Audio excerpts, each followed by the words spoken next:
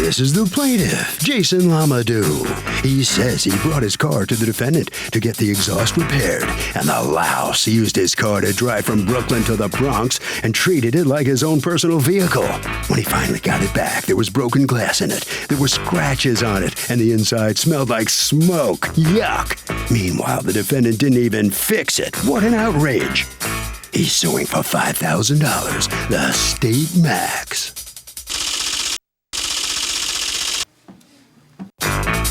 This is the defendant, Mike. He says he called the plaintiff to tell him the car was ready, and the guy tells him he can't pick it up for another month. He told the plaintiff he couldn't store it that long, so they made a deal to bring it to his house. Now the plaintiff's turning things all around on him and suing him for $5,000? Some people. Wow. He's accused of a car caper. All parties, please raise your right hands.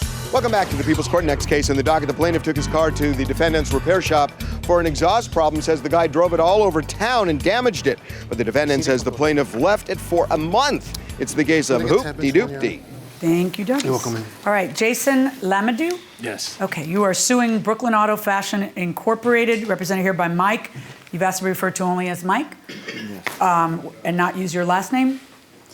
Okay. For $5,000, $1,300 that you paid for repairs, you want them back, you say the repairs didn't work, and $3,700 for heartache and pain. Tell me what happened. All right. What happened was, I figured, I passed by a shop a couple of times. I drive a bus. So I figured, I see a lot of people going in and out there. I figured I'd bring it to this man's shop. Got there, explained to him it was an exhaust leak. An exhaust leak. And what kind of car is this? It's a 97 Ford Expedition. Okay. And he said, yeah, we can fix it. We can fix it. Just bring it in here. I will have it here. Stuff like that. You know what I'm saying? Don't worry about anything. I was like, all right, how much you gonna charge me? He said $1,300. I was like, all right. As I spoke with him, he was telling me, he was like, it will be ready for you. It's not gonna move. It's gonna stay here. So I was like, all right. Why would that even come up? I don't know. Okay, go on. So I was like, all right. I trusted him. I gave him $600. And then the next week I came back and gave him $700. Then I was like, you know what? Where's my car at? I said that, to him, and he was like, well, it's down the block at my other shop. Don't worry about it. He kept on beating around the bush that whole day. Then when he leaves, that's when he tells them, bring me to Yonkers to go get my car. To go get your car? Yeah. And you're in Brooklyn? And I'm in Brooklyn. Okay. As time go on, got to Yonkers. What's time go on? It's all the same day? Yeah, it's all the same day. Okay. Why do you have to go to Yonkers? To get my car back. Did they know you were coming that day with the rest of the money? He knew it because I called him. Was your car already ready and you hadn't come up with the rest of the money? Or? It was, I don't know what it was. I don't know what happened. Was his car already ready and he hadn't come up with the rest of the money? No, the car was there for about a week. I called them to come and pick up the car numerous times. I told them that the shop was too small. We couldn't house cars in there. I told them what I would do is I would park the car across the street in a parking lot, and he would have to pay $12 a day. He told me he couldn't afford it. So the first day, I left the car in the garage. I lost a little work. The next day in the morning, I pulled the car out and I parked it in front of my tire shop. A car came by and took off the mirror. Ugh. The car was in my garage. I take responsibility. I replaced the mirror. Wait, the car was in your garage, meaning you had put it on the street, so you take responsibility. I had to put it on the side because he didn't want to park it in a parking lot. So I told him, look, you have to come pick up your car. He goes, I can't come up with all the money. I need a month. So I told him, look, I'm going to do you a favor. I'm going to park the car in my house. When you have the money, come a day in advance, call me. He never called me. I told him, call me. I'll bring the car down for you. Okay. Waited. He shows up with no phone call. I need my car. He's denying he ever gave you authority to take his car. No. And in fact, what you're saying is that he was using your car. Yeah, he wasn't supposed to take it out of Brooklyn. And what made you think he was using your car rather than just storing it there? Because that night when I got to his house, I asked Mike. I literally asked you, why would you park your car? Talk to me, not to him. We don't allow that here. I said, why would you? A fight here? This isn't Maury Povich. Oh, my bad. I'm sorry. Love you, Maury. So if the guy doesn't pay, can the repair shop remove the car? Yes, absolutely. Why would you waste space if, like, You can physically remove the car. physically remove it? I'm not sure about that, no. Okay, you just changed your mind in 10 seconds. Going inside the courtroom. I asked him, I said, why would you take my car to Yonkers, especially without my permission? His words was, I tried to call you once, and that was it.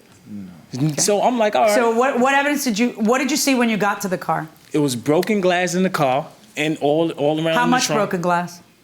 It was a lot. Like he was carrying other people's windshield inside my car. Okay, go on. There was like cigarette butts all around the car. Do you have pictures of any of the stuff you're talking about? Yeah. Let me see. Well, do you have pictures of the glass? No, the pictures of the glass, I had them in my phone, but my phone kind of got messed up. But I do have pictures of the damages, what was done with the car. That's when he was like, just come to my shop and I'll try to fix the rest of the stuff that's wrong with it. What was the rest of the stuff? Like he had to tighten up where he broke the mirror. He said a crackhead tried to take it off. That's why I ended up like this. So he was like, don't worry about this. You bring me back to the shop. The next day, I'm going to clean everything up for you. I'm going to make sure I fix the lights, the running boards that was broken. When I open the door, it don't come on no more because of him. Did he ever try to fix the mirror? No, he put the mirror that he did put on was an aftermarket mirror to where every time I drive, it shakes badly. You understand what I'm saying? What mirror am I looking at here? This is the factory mirror that was on there. This is the original mirror. Okay. That was broken. Is that mirror even made now? Because that's a 97 Expedition. They don't make it no more. Right. I went to for a dealership and they was like, we don't make it no more. Of course not. Yeah. So, Right. I mean, my truck was clean. Your truck could vote. It looked good. How are you going to be entitled to $3,700 for heartache? I mean, this would be nice if you have a car that's worth like $1,000 and you're able to make $5,000 off of this whole thing. That would be like, ching ching, let that cash register ring. But if you watch me, you know I ain't about that, right? Yeah, I like your show. Right, okay. So what I want to do is what's fair. This is not an opportunity, this is what's fair. But Mr. Mike, tell me why it would be fair for you to, what? The guy's car's in your house? It's so weird. Look, I called them a bunch of times to come and get it. Do you have any evidence of that? No, it's a phone call. Yeah. All right. You say that the car still isn't working? All right. Now the Cadillac converters he so-called put on. Catalytic? I'm sorry. Okay. He said that. Well, I'm sorry. The mechanic that I went to was saying that he didn't put the right one on. Do you have any evidence of that? Yeah. That's why my engine light is still on.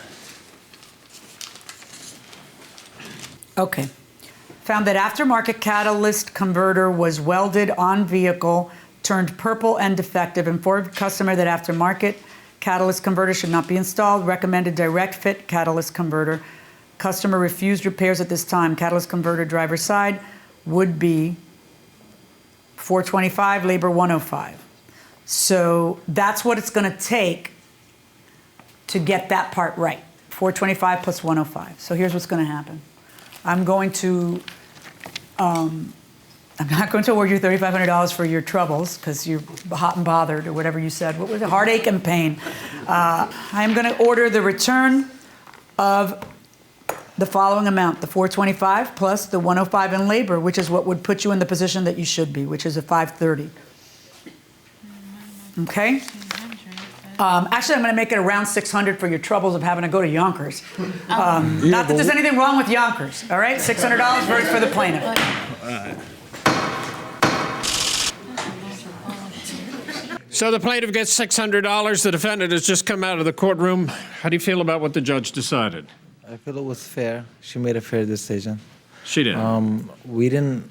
Well, when I ordered the catalytic converters, they fit the truck perfect, so I welded them on. Well, apparently it's not the proper thing. And have you learned anything about taking cars back home and parking? No, never again. Okay, very good. Thank you very much. You must sign some documents out there. Here comes the plaintiff now. Geez, you're trying to get, what, $3,000 for heartache? Yeah, man, I'm trying to do what I got to do, man. You know what I'm saying? Let me ask you how you feel about the judge's verdict. $600. You okay with that? No. No. But no. shout out to my own Ken. All right. Sharada, I love you. Thank Y'all you. take it easy, man. Very good. Right. Oh, thank you. Thank you. All right. All right, Harvey, he's talking to us. What do you think? Okay, Doug, it is crazy for a repair shop to remove a car without papering it with the owner.